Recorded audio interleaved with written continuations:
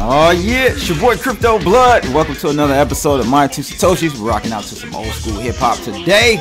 I'm loving it. It's April 28th, 2018. Give a shout out to my man Sean Carline. He wanted me to play some Just Ice, Cold Getting Dumb. We're rocking to that right now. And also in the rotation we have Fight the Power by Public Enemy. Yeah, man, that's old school rap for you, man. Thanks, Drew D, for that one as well. Hope you guys doing well on this Saturday. It's cold as hell in Michigan yet again. I don't know what this weather is doing, man. I tell you, I took a bike ride this morning. I was freezing, but it felt good. Felt good. I think Monday is going to be 80 degrees here, so. Man, this weather is just crazy right now. This is that time of the year where it's like just all over the place. Kind of like Bitcoin and the cryptocurrencies, all over the place. Hot, cold. But let's take a look at this market cap. Currently at $427 billion. Bitcoin's dominance has dropped a bit more, 37.1%. Yesterday it was at 37.5%. So as you guys know, as Bitcoin dominance drops, the overall market cap starts to go higher. Bitcoin is kind of like a flight to safety within the cryptocurrency ecosystem, just like the dollar is within the legacy system. So it's just how it is currently. Let's take a look at the manual chart, TA, technical analysis that I draw. Right now, it's just kind of really in a holding pattern, I would say. We've had a test at the 9,400 level twice now. First time it definitely failed. Second time, I'm not sure if we're going to fail or not. It's got to play out, so I'll know by, I would say, this evening whether or not that is another fail attempt to pass the 9,400 area. Ultimately, we have to get above 9,700 to really mark another bull run in Bitcoin. You guys can also jump over to, while we're talking about TA, we got 2 more days left for the trading signal group. Algorithms that I've programmed for Bitcoin, Ethereum, and Litecoin. The Litecoin algorithm will be rolling out tomorrow. So you'll have 3 pairs that will give you, basically signals on when to buy and sell. So you can use that at your discretion. I use TradingView for this. I coded the algorithms in TradingView. This strategy is actually what I brought over from the FX market. So this particular, I call it the HALA 322 algorithm. That one is one that I brought over from Forex and, kind of tweaked it, and it took me a minute to get it right with the new language. TradingView uses Pine script. So, but I got it going. They're looking good. It's been back tested. 14 months worth of back testing, about 2 months worth of live testing. So very good performance. When you click on sign up, you will see current performance on that. I think as of like two weeks ago.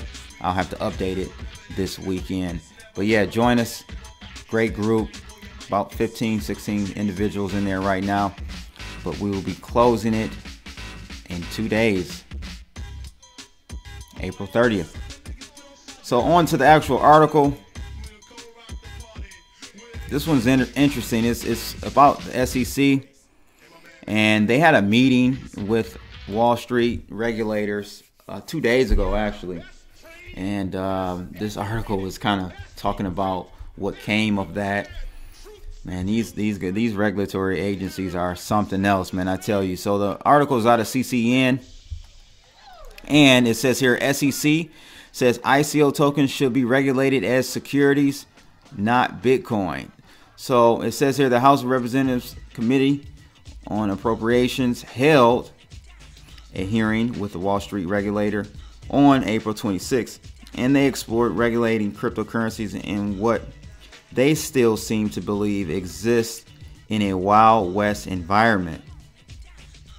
SEC Chairman Jay Clayton was looked to as an authority on the topic of cryptocurrencies in what was his maiden testimony before this specific committee. Congressman Chris Stewart told how his son invested $17 in a digital currency that he opted not to name, but acknowledged that his son has a greater net worth than he does at the moment. God dang, what ICO did he invest in? I want to know. $17. But without proper regulation, people don't have the information they need to make good decisions, he said, looking to Chairman Clayton for answers. Bitcoin, not a security, it says. ICOs are not transparent. Chairman Clayton described a complicated area, one in which he divides between Bitcoin as a currency and ICOs. Bitcoin, Chairman Clayton said, has been determined by most people to not be a security. Tokens used to finance projects, such as tokens that are issued in the fundraising process of an ICO, however, are different. There are none that I've seen that aren't securities, said Clayton, adding, to the extent something is a security, we should regulate it as a security. So it says here, it's these new tokens that appear to be the focus for regulators at the moment, and the SEC is waiting for the issuing companies to step up. Chairman Clayton pointed out that securities regulations are disclosure based, adding that people should follow those and provide the information that agencies require. When asked by Rep. Stewart if issuing startups are transparent about how they represent themselves, Chairman Clayton didn't hold back, saying no. Well, my whole thing is, I just hate that they try to push this narrative of, oh, we're going to protect you as an individual by not allowing you to participate in ICOs unless you're an accredited investor. How is that protecting us? You don't protect us from gambling. You don't protect us from buying penny stocks over the counter. This is nonsense and it needs to stop. I don't know how it's going to be, how we're going to move away from that paradigm and not allow them to chase us and try to wrap around this new, cryptocurrency revolution, try to wrap their rules and regulations around us. I'm not sure. Do we just continue on doing it? Or, at least I'm talking about specifically in the United States. They're going to really lose out on a lot of just potential economic growth from this new industry. So I don't know. I don't know what we're going to do. But if the SEC and CFTC and all these regulators in the U.S. continue on this path, it's just going to be a very bad environment for cryptocurrency startups in the U.S. and they're just going to go elsewhere. So I definitely want to know your thoughts on this. I'll leave a link to this so you can read the full article. But me personally, what I want to do is look at some of these comments. I always like to see what the comments say.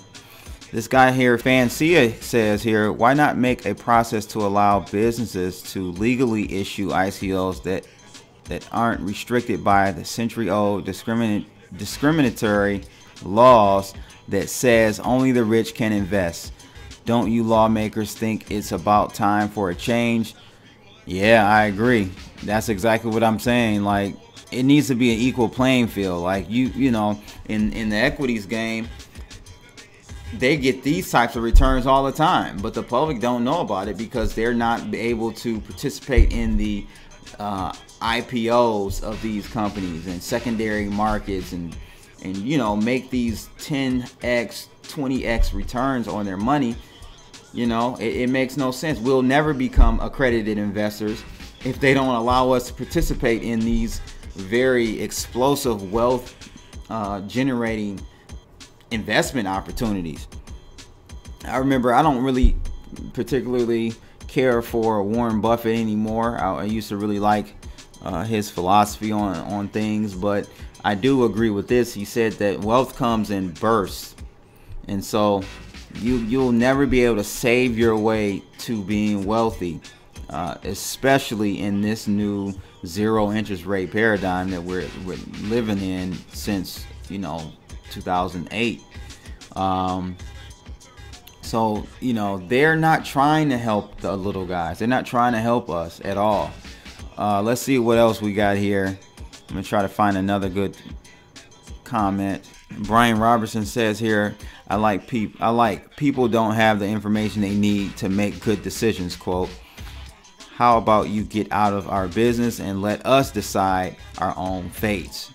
You sure you are not just pissed that your son turned $17 into a small fortune? Yeah. This is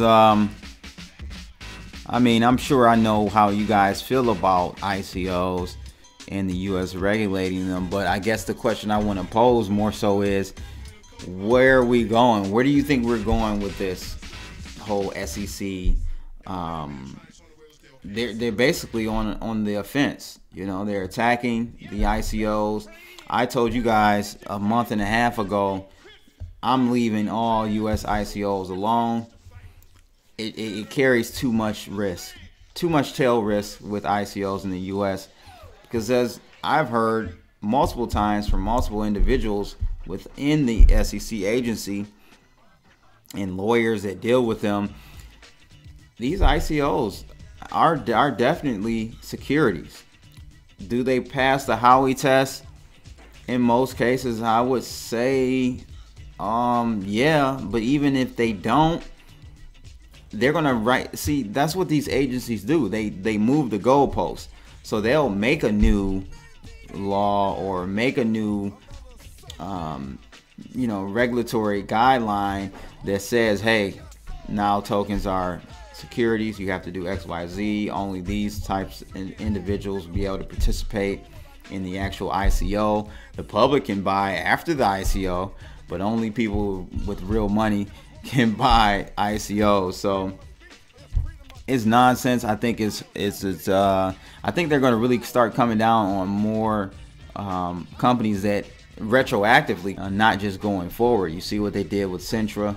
Though they used that as they said that they were scamming, and they put up information that was not correct to mislead the investor, which may be true, but Centra did ultimately come out with a product. But you're going to see more and more of this, in my opinion, and it's going to really make a lot of startups leave the U.S., and it's unfortunate, but that's what U.S. does, land of the free, right? So let me know your thoughts on, basically, again, the question I'm posing is, what does this mean for the ICO environment in the U.S. the rest of this year? The rest of this year, 2018, going into 19, will the SEC come down on companies that have ICO'd already? I think so. I really do. And it's like I said, it carries a tail risk. And there were a lot of subpoenas sent out earlier this year. I'm sure more have been sent out as well. So let me know your thoughts, people. It's a damn shame. That's all I can say. It's your boy Crypto Blood.